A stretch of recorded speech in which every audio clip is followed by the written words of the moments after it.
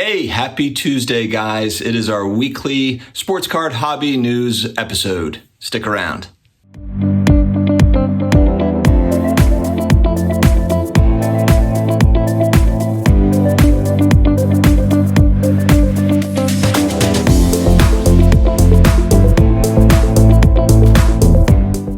Hello to all my sports card collector, investor, all of my collectibles friends out there in the universe. Thank you very much for joining me here today. Apologies, I'm a little bit late coming out with this video this morning. It's been kind of a wild week for us. Actually got a new dog over the last week or so and still trying to get acclimated with having the dog and trying to just make sure that everything is good to go there. She's been awesome, but there's been little things we've learned along the way where we're like, okay, we need to move this or move that. Like shoes, for example. Shoes need to be put away. Also, we have family in town that thankfully it's awesome that they made it from overseas. We haven't been able to see them since the pandemic started, so that's been cool too. Just kind of catch up with some of that family. So that's been kind of taking away some of my time to where it's been less videos lately. Not zero, but just a little bit less than what I typically put out. So thank you very much for sticking with me here. If you're new here, please hit that subscribe button. If you like what you hear, the like button, the notification bell, all the things, all the YouTube things, helps this channel to grow. We've got a great community here, and I appreciate all of you. All right, Sports Collectors Daily had a few good articles I went over here the last couple of days. One, and this was kind of widely reported, the fact that Topps was essentially blindsided by the MLB and the MLB Players Association with this new Fanatics deal. I think we're all just trying to, wrap our heads around it. I've watched a ton of videos. Actually, a really good one that was fun to watch is Brian Gray on Jeremy Lee's Sportscards Live's channel. I enjoy Brian Gray's takes, and it's just interesting hearing from someone he runs Leaf, the sports card company Leaf. And so it's good to kind of hear what he has to say, kind of throw in his 2 cents. He also is working, he understands the business side of it. So he's able to comment on things that others just don't have any visibility into. He works for a manufacturer with Leaf. And so he's able to kind of give maybe insights that nobody else really would have. So definitely check that one out. The interviews with Brian Gray are great, but he was just kind of throwing in his 2 cents on that. That's one that I watched. And then of course there's lots of speculation, whether it be here on my channel or other channels, talking about what does it mean for cards moving forward and blah, blah, blah. But yeah, so there's been a report over the last few days that Topps was essentially kind of blindsided by this deal, didn't see it coming. But one thing I would say is, with any relationship and just having a business background in sales, you're always kind of vulnerable if you're not staying on top of your client. And maybe with these kind of multi-year exclusive deals, not to say that Topps wasn't maintaining that relationship, but this just shows that anything can happen. And Fanatics obviously was working behind the scenes, to get ahead of this thing. They weren't waiting until that deal was up to strike. They were getting way ahead of it, years ahead of it, frankly.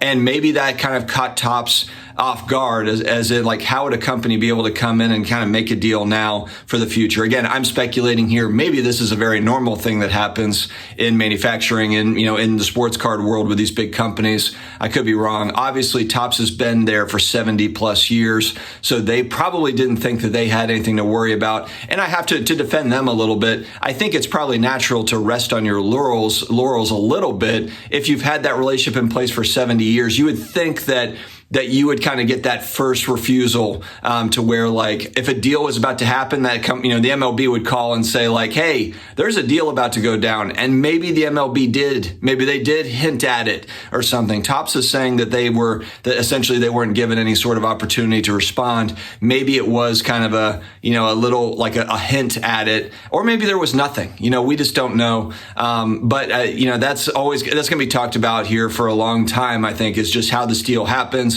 The ramifications moving forward, there will be all sorts of speculation on that. So will be interesting to follow that and just kind of see what happens with Topps and Panini. And that's where Brian Gray had some interesting takes on what he thinks will happen with those companies. And essentially one thing that he said is that, the valuations for those companies, especially with Topps kind of not going public and that being a kind of a hit to that company, he was saying like, look, that company is still very valuable. So a lot of people kind of write it off like, if they don't have this license, then the company is, the valuation is going way down. May or may not be true, but he had some good points there. So definitely check out Jeremy Sportscards live interview with Brian here recently for more of those insights.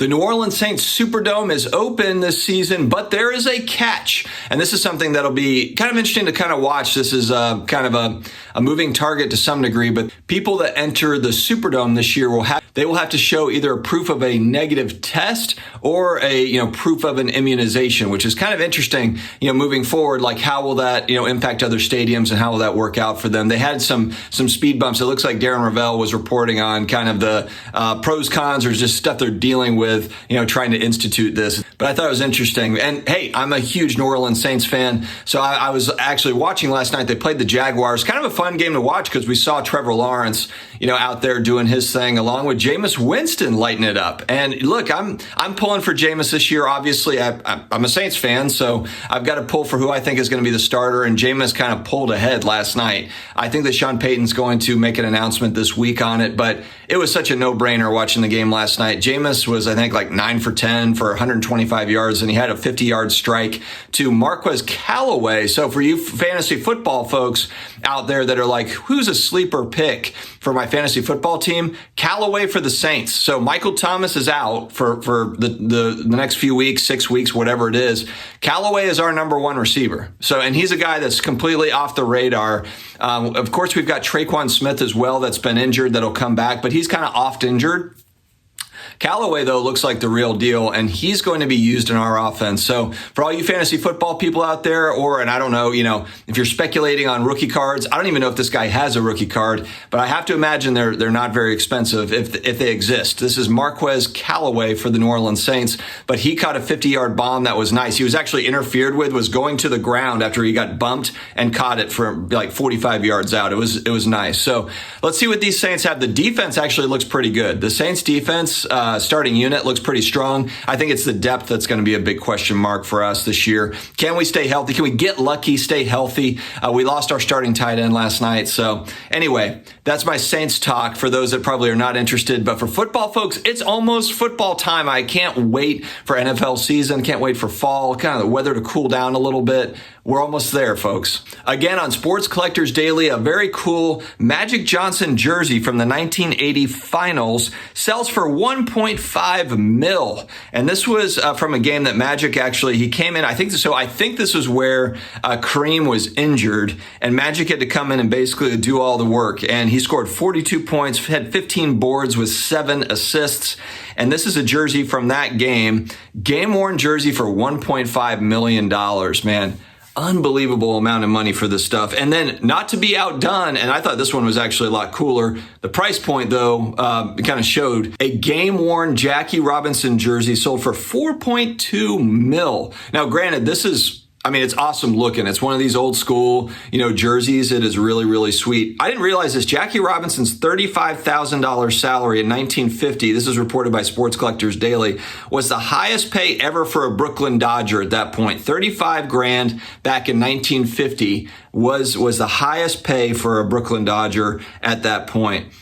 Wow. And this jersey sold for $4.2 million, 70 years later. It's just wild, man. It's wild stuff. And then lastly, we'll report just that and this is something that everybody probably heard about at this point, the rare Honus Wagner sale takes back the lead for a highest price sports card ever at $6.6 million. What I thought was interesting in this and what I wanted to bring attention to is this was reported on ESPN, on one of their major network shows that they have. It was reported on ESPN. And I think, why does this matter? Because a few years ago, these types of sales were irrelevant to any sort of major, news. They just were. Nobody cared about it. Now, granted, there wasn't cards selling for $6 million, but even a sports card that sold for, $100,000 a few years ago was on the last page of the news, so to speak. Not that there's really newspapers anymore, but you get my point. Buried in other news. It was not anything that anybody cared about. And it just kind of shows how just sports cards have really kind of just gone absolutely bonkers berserk here over the last few years. We'll have to see where it goes. That's the kind of interesting thing is obviously prices just can't go up forever all the time. So, will there be kind of a lull at some point? Obviously, we've seen prices as a whole have come down here over the last few months, except for these very, very, very 0.0001% high-end cards. But outside of that, we have seen prices kind of stabilize. And then you've seen some movement up and down, just depending on the player, set, card, or whatever. but this is going to be a fun watch, you know, just to see, you know, what happens with this, because for a long time, sports cards were, you know, they were fairly stagnant in price. You would see some movement, but it wasn't anything close to what this is. And a lot of it has to do with just a lot of new players coming into the market, but a lot of big money coming into this market. Will they stay in the market? So many questions, you know, so many things. And there's a lot of businesses being started around this and around collectibles in general.